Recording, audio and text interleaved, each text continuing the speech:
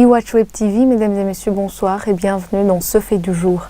Le 9 octobre de chaque année, le monde célèbre la journée internationale du handicap.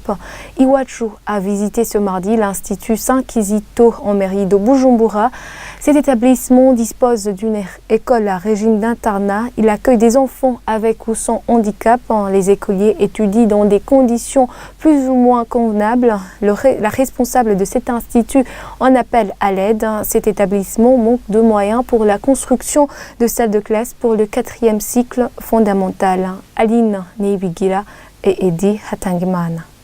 Nous sommes à l'Institut Saint-Kizito, un établissement spécialisé accueillant des enfants vivant avec un handicap. Ce centre dispose d'une école à régime d'internat de la première année jusqu'en 6e année. La majorité de ces écoliers accueillis dans cet institut vivent avec un handicap. C'est le cas de Claude Nyokwizela de la 4e année. Ce jeune écolier n'a pas de main. Ceux qui se portent bien ne se moquent pas d'eux. Au contraire, ils s'entraident mutuellement. Quand je suis en classe, j'étudie comme les autres élèves et je suis rapide. Je travaille en parfaite harmonie avec les autres élèves. Nous aidons nos camarades qui ont un handicap. Par exemple, si l'un d'eux se déplace à chaise roulante, nous essayons de l'aider à se déplacer s'il va à la douche. Nous essayons de les aider chaque fois que c'est nécessaire. Un problème d'orientation se pose pour ces écoliers. Ce centre n'a pas d'infrastructure pour le 4e cycle fondamental. Sœur Anne-Marie Mouchirandigo, responsable de cet institut, explique qu'après la 6e année, ces enfants sont obligés de quitter Saint-Kizito pour continuer leurs études dans d'autres écoles ayant des infrastructures adaptées pour eux. Les enfants qui terminent la 6e année, justement, ont des problèmes parce que dans d'autres écoles, on trouve que les infrastructures ne sont pas adaptées à leur type d'handicap. Mais actuellement, avec l'engagement du ministère de l'Éducation nationale dans l'éducation inclusive, on demande au ministère d'orienter ces enfants qui terminent la 6e année dans des écoles à internat.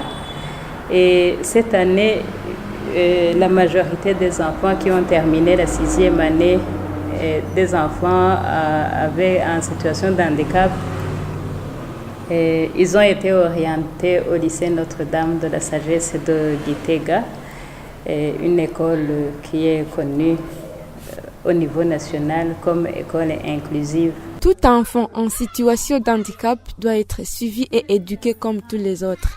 Pour sœur Anne-Marie Mouchirandigo, les parents ne devraient pas marginaliser les enfants nés avec handicap et non plus ils ne sont pas destinés à vivre dans des centres pour handicapés.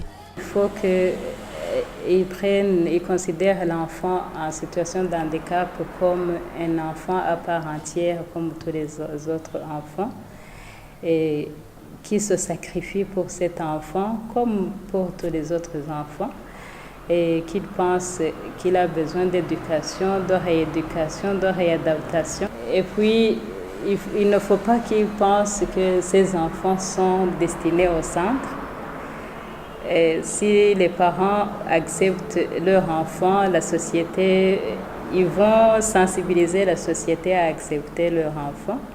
Et dans les écoles, puisque le gouvernement a déjà pris cet engagement, je pense que des mesures consécutives vont être prises en considération pour l'évolution de ce secteur de l'éducation inclusive, notamment dans la construction des écoles adaptées, dans des centres de santé adaptés, donc toutes les infrastructures publiques qui soient accessibles à toutes les personnes. Cette responsable de l'Institut Saint-Kizito appelle les parents à contribuer dans la construction des infrastructures accessibles aux enfants handicapés. Il en va de l'évolution du secteur de l'éducation inclusive. L'école de l'Institut Saint-Kizito compte 232 écoliers internes et externes. 175 parmi eux vivent avec un handicap.